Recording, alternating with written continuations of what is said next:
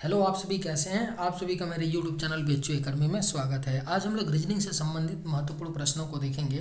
ये सारे प्रश्न होने वाले आगामी एग्जामों के लिए बेहद ही महत्वपूर्ण होने वाले हैं। तो चलिए आइए एक एक करके शुरू करते हैं। नीचे दिए गए विकल्पों में से संबंधित संख्या को चुनिए। दिया गया है कि जिस तरह ए सी ई रिलेटेड है 135 से, उसी तरह बताना है D F G question mark के स्थान पे क्या होगा हमें बताना है। ठीक है, तो इस तरह के प्रश्न को हम कैसे करते हैं, करना क्या होता है, सिंपल सा कि ए सी ई और 135 को ऑब्जर्व करते हैं, देखते हैं कि इनमें क्या संबंध है, ये एक दूसरे से कैसे रिलेटेड है। वही संबंध, वही रिलेशन हम लोग डी एफ जी और क्वेश्चन मार्क में लगा करके अपना आंसर लाएंगे। ठीक है, एक बात हमेशा याद रखिएगा आप लोग रीजनिंग में, इस बात को आप लोग गांठ बांध लीजिए। जब भी किसी अल्फ़ाबेट को नंबर से कोड किया जाता है, समझिए, या नंबर के रूप में प्रतिरूपित किया जाता है, तो वहाँ पे कुछ नहीं होता है, प्लेस वैल्यू का गेम होता है, अल्फ़ाबेट के प्लेस वैल्यू का गेम होता है और कुछ नहीं होता है। ठीक है, ये बात हमेशा आप लोग याद रखिए। क्वेश्चन कैसा भी रहेगा, लगेगा ये बात। ठीक है, तो यहाँ पे अगर ध्यान से ए सी ई और 135 को देखेंगे तो आपको पता चलेगा कि ए का प्लेस वैल्यू क्या होता है, 1 होता है, और वही चीज़ लिखा गया है। और सी का प्लेस वैल्यू 3 होता है, वही सेम चीज़ लिखा गया है। और ई का प्लेस वैल्यू 5 होता है, वही सेम चीज़ लिखा गया है। यानी ए सी ई के प्लेस वैल्यू को डायरेक्ट कोड करके लिख दिया गया है। ठीक है, तो सेम चीज़ हम लोग डी एफ जी में भी करेंगे। तो डी का प्लेस वैल्यू 4 होता है, एफ का प्लेस वैल्यू कितना होता है, तो 6 होता है। ओके, और जी का प्लेस वैल्यू कितना होता है, 7 होता है। तो क्वेश्चन मार्क के स्थान पे क्या आ जाएगा, 4 6 7, और 4 6 7 किस ऑप्शन में दिया गया है, ऑप्शन नंबर सी में। तो राइट आंसर क्या हो जाएगा, ऑप्शन नंबर सी। चलिए अगले प्रश्न पे चलते हैं।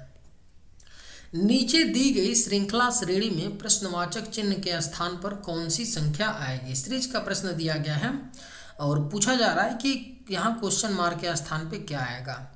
एक बात सीरीज में विशेष ध्यान देना ये चाहिए, जब भी सीरीज, कोई भी सीरीज आपको मिले जिसमें जो आपके नंबर्स होते हैं अगर 8 से ज़्यादा होते हैं, अगर जैसे इसमें नंबर की बात करें, कितने नंबर हैं, 1 2 3 4 5 6 7 8, और इसमें 9, क्वेश्चन मार्क को लेके 9 है।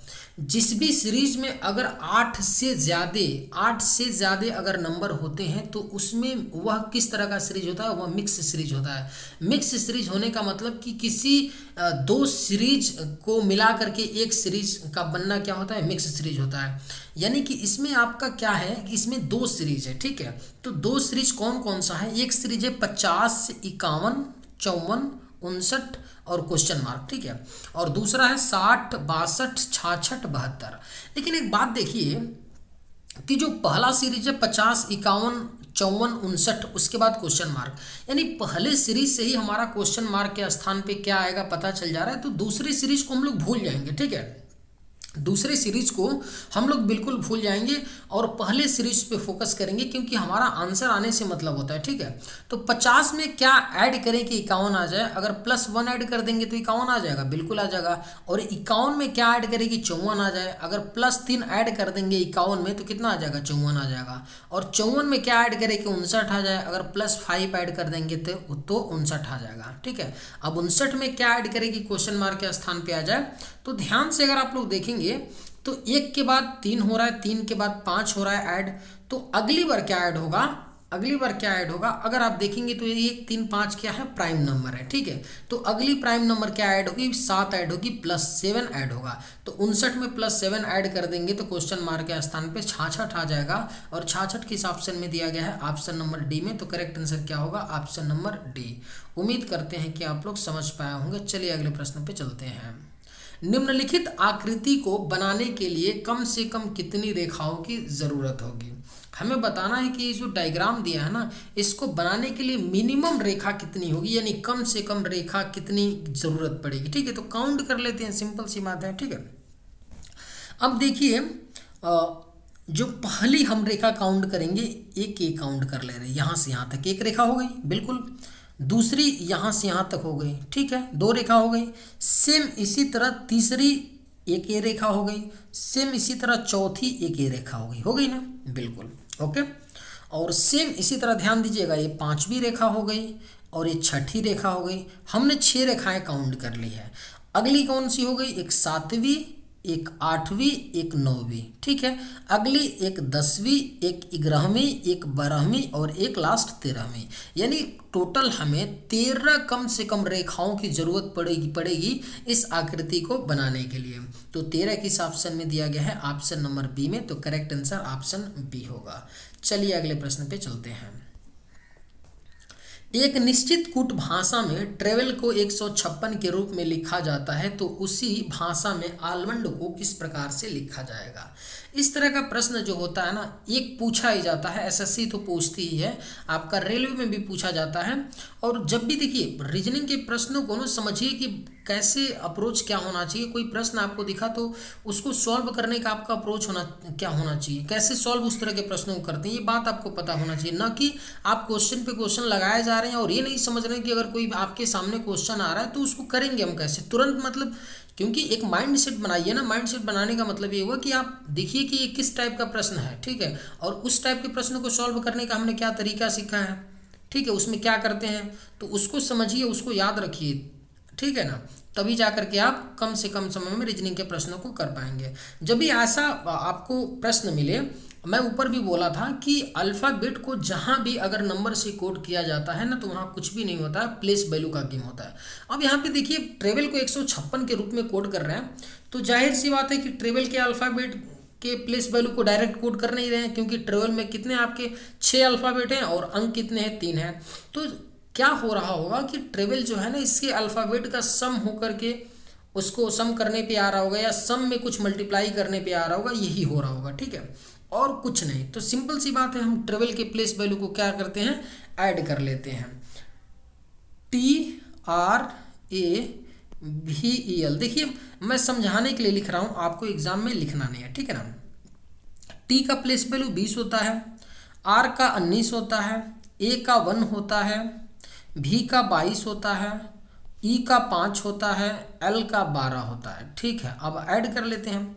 अब देखिए ऐड आपको कैसे करना है, अब देखिए आपको ऐड कैसे करना है, बिल्कुल डायरेक्ट करना है। देखिए 20 19 और ये कितना हो गया, 20 20 40 हो गया, और 40 20 60 62 हो गया, 62 5 67 हो गया, और 67 और कितना 12 कितना हो गया, तो 67 और 10 कितना हो गया, तो आपका 77 हो गया, और 77 तो कितना हो गया, 79 हो गया। कितना गलत जोड़ रहे हैं हम लोग, 67 20 1 19 20 20 40 हो गया, 40 20 60 62 हो गया, और 62 5 67 67 में हम 12 ऐड कर लेंगे तो 9 60 79, लेकिन आना तो चाहिए 9 2 9 18। हम लोग प्लेस वैल्यू कहीं कुछ गलत लिख रहे हैं। टी का 20 होता है, ठीक है, आर का 19 होता है, सॉरी आर का 18 होता है ना, आपका यस का 19 होता है प्लेस वैल्यू, ठीक है। तो यहाँ पे 18 होगा, तो -79 में से 1 कर लेंगे तो 78 आ जाएगा। यानी हमने क्या किया, जब प्लेस वैल्यू को ऐड किया तो 78 आ रहा है। अब 78 आ रहा है, लेकिन यहाँ पे क्या दिया गया है, 156 दिया गया है। तो अगर 78 में 2 का मल्टीप्लाई कर देंगे तो 156 आ जाएगा, बिल्कुल आ जाएगा। 8 दूना 16, 7 दूना 14, 1 15। यानी हुआ क्या कि ट्रेवल के प्लेस वैल्यू को ऐड करके उसमें 2 का मल्टीप्लाई करने पे 156 आ रहा है। तो सेम प्रक्रिया हम लोग आलवंड में कर लेते हैं, ठीक है। अब यहाँ पे मैं लिखूंगा, एक एक नहीं जोड़ेंगे डायरेक्ट, क्योंकि एग्जाम में भी आपको ऐसे ही करना है। ए का कितना होता है 1, यल का 12, 12 1 13, यम का कितना होता है 13, 13 13 26, और ओ का कितना होता है 15, तो 26 15 41, और एन का 14 होता है, तो 41 और 14 कितना हो गया, तो आपका 55, और 55 डी का 4 होता है, 55 4 कितना होता है 59। अब 59 हो गया। आलमंड के प्लेस वैल्यू का सम हमें पता चल गया 59, लेकिन इसमें 2 का मल्टीप्लाई करेंगे क्योंकि ऊपर भी हमने किया था, तो कितना हो जाएगा 9 दूना 18, और 5 दूना 10 1 11, यानी 118। तो 118 किस ऑप्शन में है, ऑप्शन नंबर सी में। तो हमारा राइट आंसर क्या हो जाएगा, ऑप्शन नंबर सी हो जाएगा। उम्मीद करते हैं कि आप लोग समझ पाए होंगे। चलिए अगले प्रश्न पे चलते हैं। यदि 8 हैज 6 बराबर 28 और 7 हैज 4 बराबर 22 है, तो 9 हैज 3 बराबर क्या होगा? अब देखिए 8 हैज 6 को 28 लिख रहा है, तो इतना तो क्लियर है कि 8 और हैज 6 है, तो हैज की जगह कोई ना कोई साइन रखा गया होगा, प्लस माइनस गुणे, तभी तो 28 बनेगा ना। बात समझिएगा ध्यान से। लेकिन अगर हम प्लस भी रखेंगे तो 8 और 6 14 ही होगा, 28 नहीं आएगा।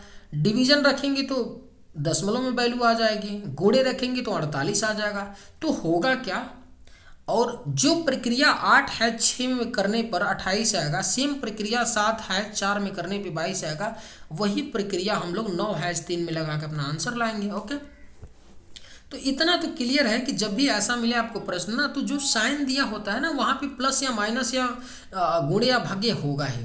अब क्या होगा, किस साइन को रखने पे हमारा आंसर बनेगा, ठीक है, उसको हमें सोचना होता है। अगर हम लोग क्या कर दें, 8 हैज 6 है ना, यहाँ पे प्लस कर दें तो 8 6 कितना हो गया, 14 हो गया। लेकिन यहाँ तो 28 दिया है तो 2 का मल्टीप्लाई कर लेते हैं, तो 14 दूना 28 आ गया, बिल्कुल आ गया। उसी तरह 7 और 4 को प्लस कर लेते हैं तो 11 आ गया। 11 में पुनः 2 का मल्टीप्लाई कर लेंगे, 22 आ गया। तो सेम इसी तरह 9 हैज 3 को क्या कर लेंगे, ऐड कर लेंगे, तो 9 3 12 और 12 में 2 का मल्टीप्लाई कर लेंगे तो कितना आ जाएगा, 24। 24 यानी कि हमारा क्वेश्चन मार्क के स्थान पे आएगा, और 24 किस ऑप्शन में दिया गया है, ऑप्शन नंबर डी में। तो करेक्ट आंसर क्या हो जाएगा, ऑप्शन नंबर डी हो जाएगा। उम्मीद करते हैं कि आप लोग समझ पाए होंगे। चलिए अगले प्रश्न पे चलते हैं। यदि शब्द ब्लैक फेल्ड्स के अक्षरों को अंग्रेजी वर्णमाला के क्रम में लगाया जाए तो पुनर्व्यवस्था के पश्चात अक्षर यफ के दाएं को दूसरा अक्षर कौन सा होगा। बेहद ही सरल प्रश्न है, सरल मैं इसलिए बोल रहा हूँ ना, पूछता है ऐसा प्रश्न। ये बोल रहे हैं ना कि जो आपका बैक फेल्ड्स वर्ड है ना, इसके अक्षरों को अंग्रेजी वर्णमाला के अनुसार क्रम में लगाना। अंग्रेजी वर्णमाला के अनुसार लगाने का मतलब ये हुआ, अगर मैं बोलूँ BCE A है तो इसको अंग्रेजी वर्णमाला के क्रम में लिखिए, तो हम यही बोलेंगे ना, पहले A आएगा उसके बाद B तब C। तो यही अंग्रेजी वर्णमाला का क्या होता है, क्रम होता है। ठीक है, तो पहले इसको बैक फेल्ड्स को कर लेते हैं व्यवस्थित, उसके बाद फिर देखेंगे कि यफ के दाएं दूसरा कौन होगा। ओके, तो A पहले आएगा, पुनः B आएगा, पुनः C आएगा, पुनः E आएगा, पुनः F आएगा। ठीक है, ABCEF, D भी आएगा, यहाँ पे D आएगा, ABCDEF आ गया। ओके, उसके बाद क्या आएगा, आपका L आएगा। ठीक है, के आएगा, के बाद यल आएगा, यल के बाद यह सब काउंट कर लें। इसमें कितने, 4 4 8 9, इसमें भी 9 है कि नहीं, 3 2 5 4 9। अब पूछा हमसे क्या था कि अब देखिए बोला था कि तो पुनर्व्यवस्था के पश्चात अक्षर यफ कहाँ पे है, यहाँ पे। अक्षर यफ के दाई को दूसरा, अक्षर यफ का दाया कौन सा होगा, इधर होगा ना, तो दाया दूसरा कौन सा हो जाएगा, 1 2 दूसरा यल हो जाएगा आपका। तो यफ के दाएं दूसरे क्या होगा, यल होगा। यल किस ऑप्शन में है, ऑप्शन नंबर ए में। तो राइट आंसर क्या हो जाएगा, ऑप्शन नंबर ए हो जाएगा। चलिए अगले प्रश्न पे चलते हैं। दर्पण को नीचे दिए गए चित्र के अनुसार MN पर रखे जाने पर दी गई आकृति का दर्पण में निर्मित सही प्रतिबिंब चयनित कीजिए। पूछा जा रहा है ना कि ये जो शब्द दिए गए हैं ना, इसके नीचे एक मिरर रखने पर इसका मिरर इमेज क्या बनेगा। इस तरह का प्रश्न SSC भी पूछती है और हर एग्जाम में ऐसा प्रश्न पूछा जाता है मिरर इमेज का। ठीक है, सिंपल आप लोग ऑप्शन से हमेशा मिरर इमेज के प्रश्नों को करने की कोशिश कीजिएगा। अब देखिए जाहिर सी बात है कि ए का जब मिरर इमेज बनेगा तो नीचे उल्टा ए हो जाएगा, और यानी उल्टा होगा तो बी तो ऑप्शन होगा नहीं, क्योंकि बी में सीधा दिया है, तो बी मैंने एलिमिनेट कर दिया। ध्यान से समझिएगा। ठीक है, भी का बनाएंगे तो भी उल्टा बनेगा, यानी ऑप्शन ए भी एलिमिनेट हो गया कि नहीं, बिल्कुल हो गया। ओके, अब जाहिर सी बात है कि हम लोग क्या करेंगे, हमारे पास ऑप्शन सी बच गया और ऑप्शन डी बच गया, बचा ना। तो देख लेते हैं क्या होगा। अब देखिए हम लोग क्या करेंगे, दो को बनाएंगे। अगर जब 2 का मिरर इमेज बनाएंगे तो हमारा क्या बनेगा, कुछ ऐसा ही तो बनेगा ना, मतलब नीचे इस साइड आएगा। ठीक है, और इस साइड इस तरह का कैसा बनेगा, ऑप्शन सी में बनेगा। ऑप्शन आपका डी का तो 2 बन नहीं सकता है, ध्यान से देखिए आप लोग, 2 तो आ नहीं सकता है, क्योंकि जब भी इसका इस साइड तो इसके मुंडी आएगा नहीं ना, तो ऑप्शन डी भी नहीं होगा। तो राइट आंसर क्या हो जाएगा, ऑप्शन सी। और अब ऑप्शन सी को आप लोग बना करके देख लीजिए, देखना चाहते हैं तो ऑप्शन सी ही आपका राइट आंसर होगा। ठीक है, तो इस तरह के प्रश्नों को आप लोग हमेशा ऑप्शन से करने का कोशिश कीजिए। उम्मीद करते हैं कि आप लोग समझ पाए होंगे। चलिए अगले प्रश्न पे चलते हैं। नीचे दिए गए विकल्पों में से संबंधित शब्द को चुनिए। दिया गया है कि जिस तरह पेन कभी से संबंधित है उसी तरह सुई क्वेश्चन मार्क के स्थान पे क्या होगा। सेम पहला नंबर प्रश्न है, अंतर इतना ही है कि वहाँ पे अल्फ़ाबेट और नंबर दिया था, यहाँ पे शब्द दिया है। करने का तरीका सेम होता है, ठीक है। देखते हैं कि जो आपके दो शब्द होते हैं पेयर, उनमें क्या संबंध है, वही संबंध सुई और क्वेश्चन मार्क में लगा करके हम अपना आंसर लाएंगे। तो देख लेते हैं पेन कभी से कैसे संबंधित है। कभी क्या करता है, कभी करता क्या है कि पेन की सहायता से लिखता है, यानी कि पेन की सहायता से क्या करता है, अपना लिखता है, किताबें लिखता है पेन की सहायता से। कभी का जो मेन हथियार होता है वो पेन होता है। उसी तरह जो सुई होता है ना, वह किसका हथियार होता है, दर्जी का होता है। सुई दर्जी का हथियार होता है, यानी दर्जी सुई की सहायता से क्या करता है, कपड़े सिलता है। तो क्वेश्चन मार्क के स्थान पे क्या होगा, दर्जी होगा, और दर्जी किस ऑप्शन में दिया गया है, ऑप्शन नंबर बी में। तो करेक्ट आंसर क्या हो जाएगा, ऑप्शन नंबर बी हो जाएगा। चलिए अगले प्रश्न पे चलते हैं। उस वेन आरेख का चयन करें जो दिए गए वर्गों के बीच संबंध को सर्वोत्तम रूप से दर्शाता है। 3 शब्द दिए गए हैं, लौकी, सब्जी, शलजम।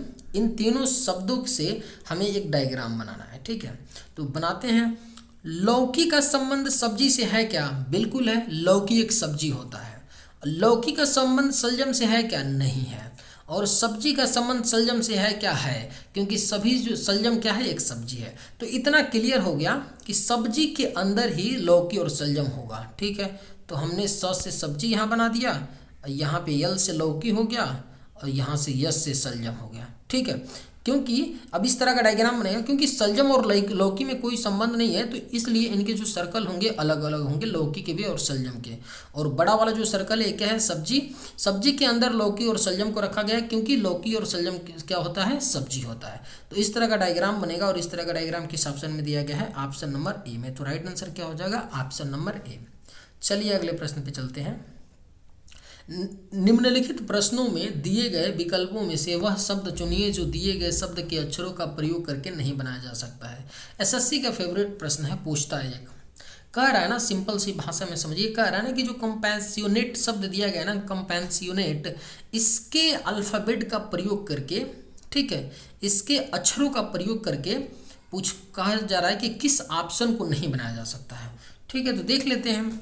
अब देखिए हम लोग क्या करेंगे ना, ऑप्शन से चेक कर लेंगे कि कौन सा ऑप्शन नहीं बन सकता है। तो रैंडमली आप लोग चेक करने की कोशिश कीजिएगा। पास बन सकता है क्या, पी भी है, ए भी है, यस यस बन सकता है। कॉम्प्लाई बन सकता है क्या, डी। सी है भी है, ओ भी है, एम भी है, पी भी है, यल है क्या, नहीं है, यानी ऑप्शन डी नहीं बन सकता है। तो राइट आंसर क्या हो जाएगा, ऑप्शन डी। क्योंकि कंपेंसियोनेट के जो आपके शब्द है ना, उसमें यल अक्षर नहीं है, तो हम कंप्लाई कैसे बना सकते हैं, क्योंकि कंप्लाई में यल यूज किया गया है ना, वाई भी नहीं है, तो कैसे हम बना सकते हैं। तो इसलिए हमारा राइट आंसर क्या हो जाएगा, ऑप्शन नंबर डी हो जाएगा। चलिए अगले प्रश्न पे चलते हैं। उस आकृति का चयन करें जिसमें दी गई आकृति अंतर्निहित है। हमें बताना है कि जो आकृति दी गई है ना, यह किस ऑप्शन में यह निहित है। तो हमें ये बताना है कि उस ऑप्शन को हमें चूज करना है। देखिए अब ये ऐसा प्रश्न है ना कि इसमें कई दफ़ा क्या होता है कि ये जो क्वेश्चन दिया है ना, ये बहुत ही मतलब इसका फिगर उटपटांग होता है, तो बेहद ही मुश्किल हो जाता है ढूंढना।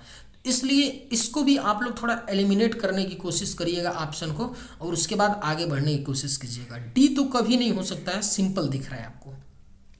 ए भी नहीं हो सकता है, क्योंकि हमें ऐसा कुछ चाहिए, फिर नीचे आना है, फिर ऐसे आना है, तो ये वाला सिस्टम यहाँ भी नहीं है, ठीक है। अब हमारे पास बी बच गया और डी बच गया।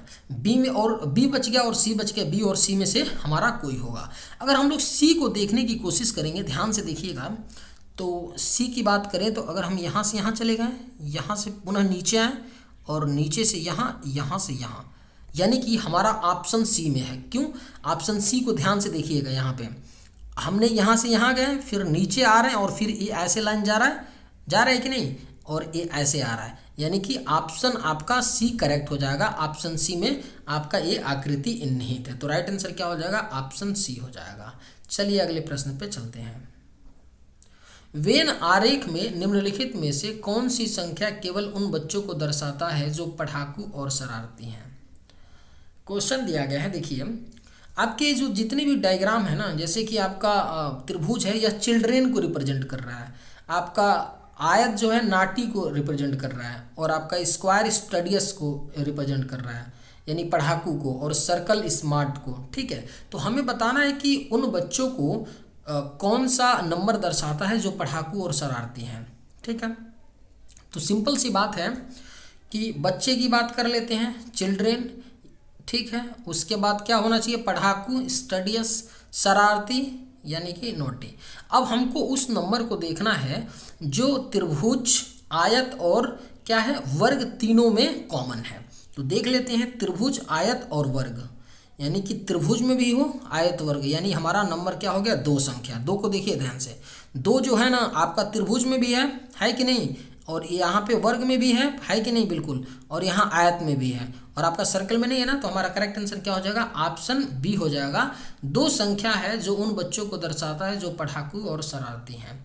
चलिए आज के वीडियो में बस इतना ही। अगर आप लोग को ये वीडियो पसंद आए तो एक लाइक ज़रूर कीजिएगा। थैंक्स।